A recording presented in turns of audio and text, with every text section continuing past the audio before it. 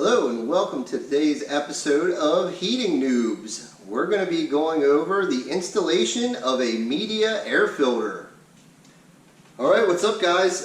Today's video is we're going to be talking a little bit about installing a new furnace and installing a media air filter on that furnace. So the first thing we're going to do is unpack the furnace here. These all come different ways. Some of them are in, fully enclosed in cardboard. Some of them are like this, where you just have a couple of plastic straps around them. The key thing here that you want to remember is you're going to have to lay this furnace on its side at some point to cut the hole out for the filter. And almost every furnace you get is going to have a cardboard corner like this. So hang on to your corners so you have something to set the furnace on so it's not getting scratched up on the floor.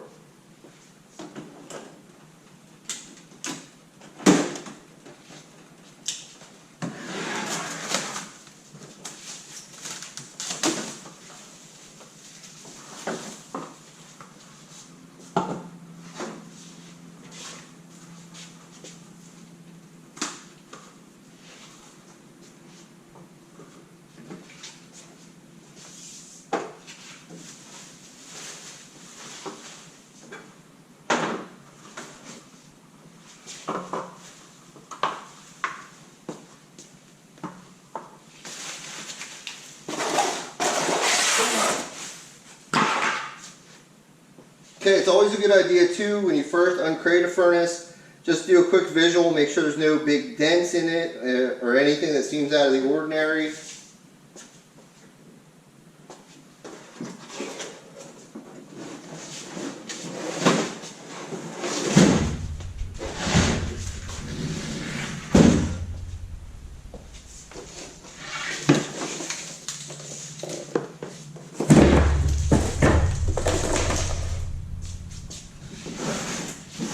Alright, your next step is going to be determining which side of the furnace your return drop comes down on. Just for this video's sake, we're going to put it on this side of the furnace, I've seen guys before on job sites get in a big hurry, not pay attention to what they're doing, and cut the hole out of the wrong side of the furnace. That's really super embarrassing. So you definitely want to make sure you're cutting it on the right side. Once you determine which side you're going to cut the hole out, just take your cardboard corners, lay them out on the floor,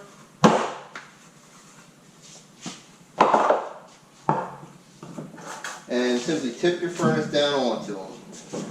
Just gives it a little cushion or support there. Another thing you'll notice on your furnace is around the edges there's going to be some marks. Some furnaces have like almost like a crimp in it where you can use a screwdriver and knock the side out so you can start cutting it. Other ones are just going to have like a little indentation, but basically what that's doing is it's giving you an outline of where you can cut the hole in for your filter rack. This one just has some little indentions in it. So let me go ahead and get the filter rack out of the box and show you how we're going to proceed from here.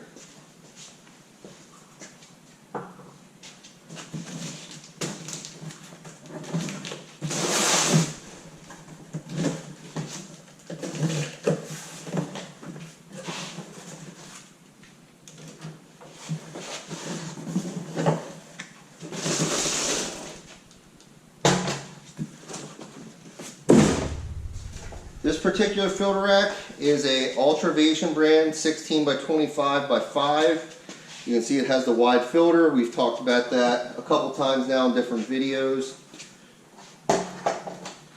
Pull down on the door comes off. Slide your filter out. Set that to the side. And once you have your empty rack, you can lay this on the side of the furnace and try to get it lined up with the factory marks where they want you to cut the opening in. Try to get it square as close as you can. I usually use the back and the bottom, kind of square it up.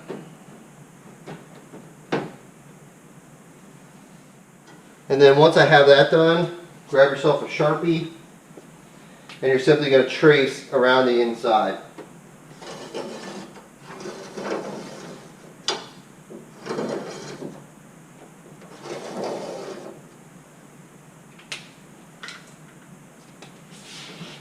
Once you have that traced, you're going to grab your cordless drill with a vary bit. One thing you definitely want to do is try to avoid drilling in the center, because all the shavings are going to fall right into the blower housing from when you drill. So I try to go in the back corner. It keeps me away from the actual blower wheel.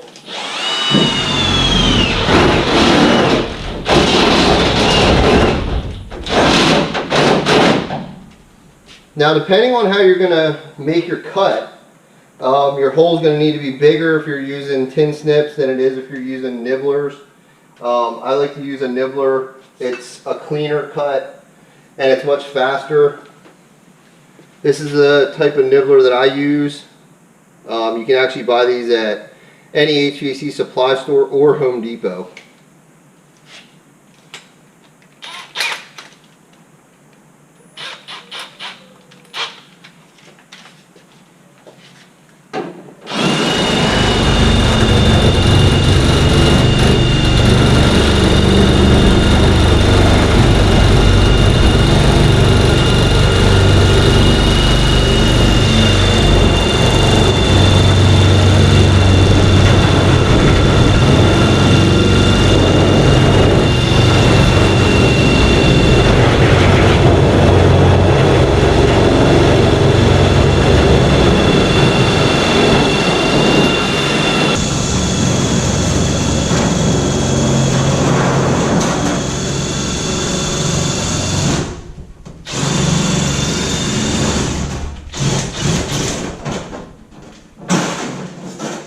There you have it.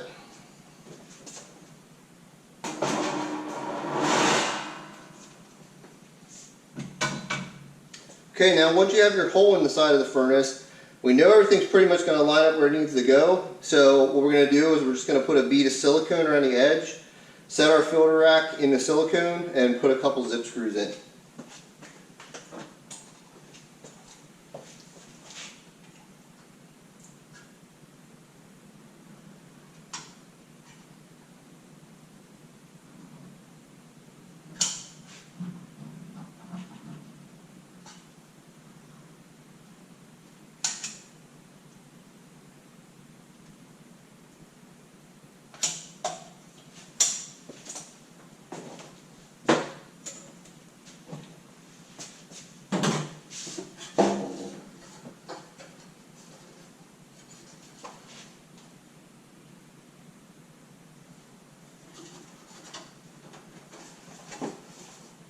Some of these filter racks have a top and a bottom.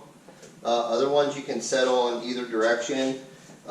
Usually, if I'm working with a filter rack that I'm unfamiliar with, I will try to put a Sharpie mark or something on it before I even take the door off, so I know which side, how it needs to go back together, basically.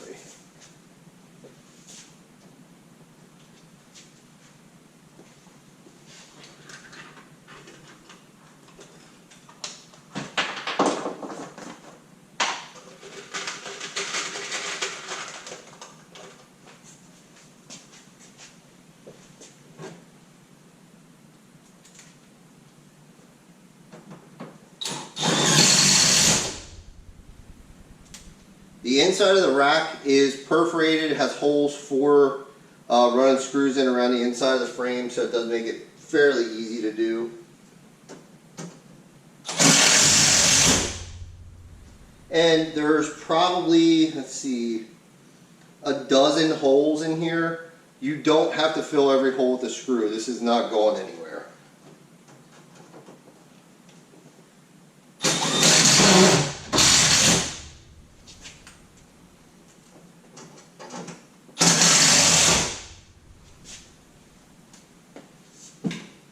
Alright, now that we have our frame on for our filter rack, we can stand the furnace back up and get rid of our cardboard pieces.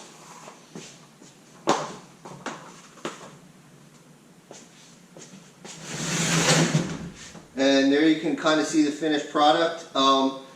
Just depending on the rack and the style of cabinet, sometimes you're going to want to run an additional bead of silicone just to clean up the look here. This one actually looks really nice on the side of this, so there's not going to be much to do there.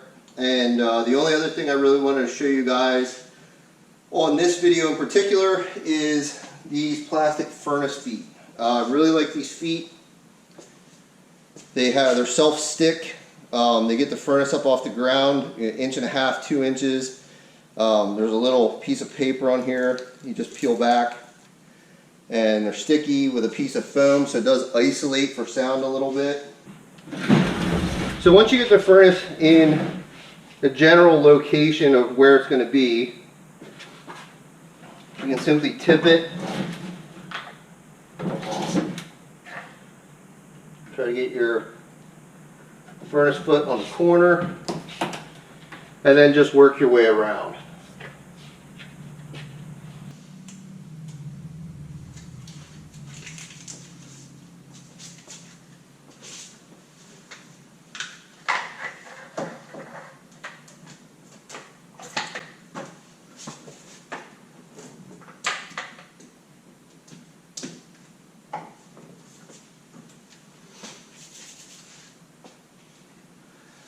One thing you will find with this style filter rack, and even some of the 1-inch filter racks, these have about a 1/2 inch plastic lip down the edge. Depending on how high up your rack is or how low your rack is, you may have to trim some of that off. I almost always have to trim them off because I try to put my filter rack as low on the side of the furnace as I can. To trim them, I just take a pair of tin snips and just knock that edge off so it's not hitting the filter rack, causing the filter or the furnace to sit crooked.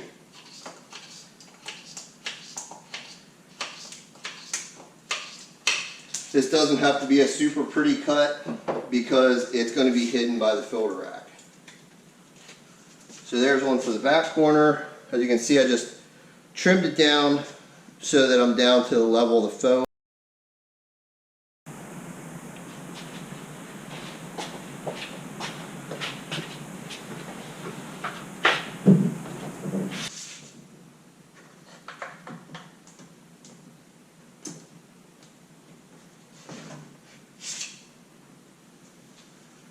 And we'll have to do one more for the front corner, I think.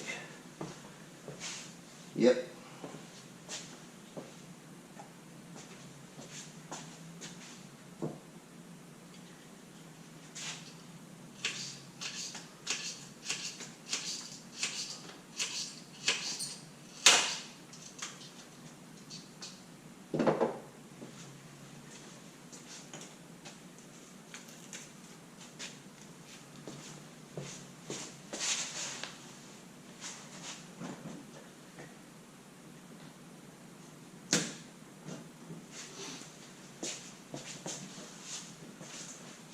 And I always like to just kind of give the furnace a little push just to set it down into the sticky foam backer on the feet.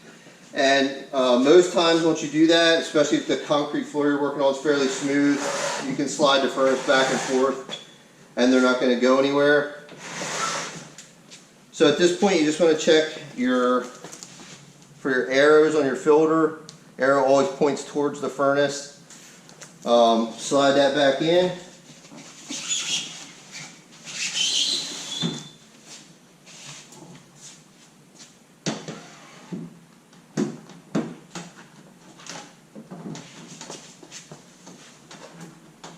Pop your door back on.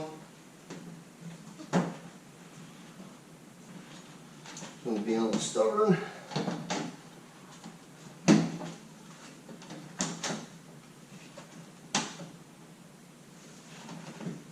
Go. And there you have it. Furnace is ready to be ducted in now, and at this point you would start tying in your return drop and putting your coil on in your plenum.